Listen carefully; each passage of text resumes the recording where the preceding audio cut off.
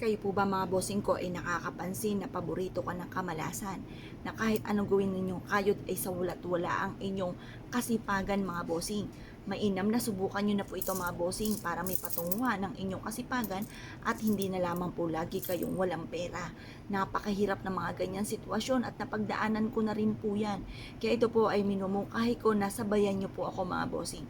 Ito po ay isa sa mga malaking tulong at pinaniniwalaan kong napakaswerte mga bossing. Kaya marami na po ako mga barya na nagkaroon po ng mga iba't ibang mantsa dahil nga po sa nilalagyan ko ng mga ganitong mga pamamaraan. Pero proven naman po na napakaswerte mga bossing. Kung kayo po ay isa sa mga naniniwala sa mga ganitong mga pamamaraan, ay mainam na subukan nyo po ito. At basta kailangan naka-mindset sa inyong isipan na kayo ay magiging matagumpay. Aayudahan nyo ito ng mga salitain ng mga magaganda. At kayo po mga bossing ko ay dadagdagan palalo ang sipag at tiyaga. At kayo po mismo ay makakapansin na malaking magandang pagbabago na magaganap sa buhay ninyo matapos nyo po itong gawin. Alam nyo po ba mga bossing ko na ang kalansing ng mga barya ay nakakatulong upang sa ganon kayo po ay maka-attract na swerte sa pera. Kaya gagawin nyo po tuwing umaga ay ganito. Hugasan nyo po muna ito sa unang sabakan mga bossing. Dahil kung sino-sino na ang humawak ng ating barya na maaaring may kumapit ng kamalasan. At pagkatapos nyo itong hugasan, ito po ibilad nyo muna sa sinag ng araw. At hayaan nyo siyang kusang matuyo mga bossing. Kapag po siya inatuyo na mga bossing ko, ang gagawin nyo po, kumuha kayo ng lagayan. Pero kahit hindi lagayan na kahoy, nakagaya nitong aking lagayan na ito po naman ay pinaglagyan lang na isa sa mga binili ko ng mga magagandang shell. Kaya meron akong ganito. Pero kahit sa baso nyo siya ilagay, pwede na po yan. Pero ang baso ninyong gagamitin ay transparent mga bossing nyo. Kita ang loob at kita ang labas.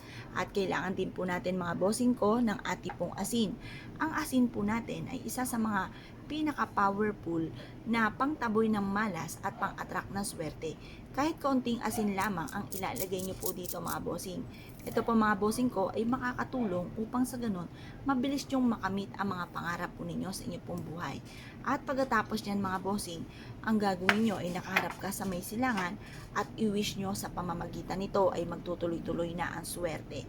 Kailanman na hindi ka namamalasin pa, lahat ng mga pangarap mo ay matutupad.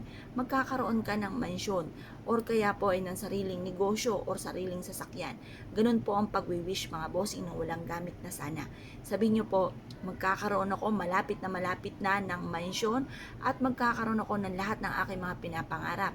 Magkakaroon ako ng big time na negosyo at magkakaroon ako ng mga bagay na pinapangarap din ng aking pamilya.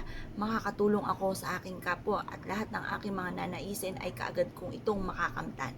Mawawala na ang mga balakid sa buhay ko.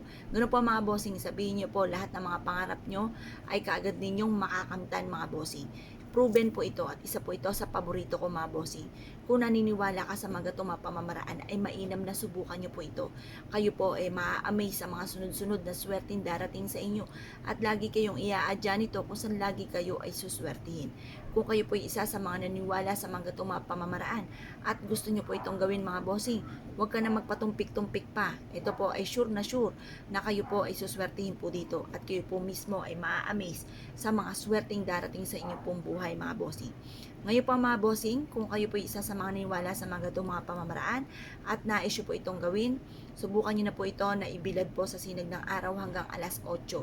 Matapos ang alas 8, ilagay nyo po ito sa center table sa salas or tapat ng pintuan or ilalim ng inyo pong higaan or sa may altar mga bossing. At ito po yahatak ng walang humpay na swerte. Ang swerte nyo, mga bossing ko, ay kusang lalapit po sa inyo. Kung kayo pinaniniwala sa mga gatong mga pamamaraan at nais nyo po itong gawin, asya mga bossing ko, good luck po sa inyo po lahat!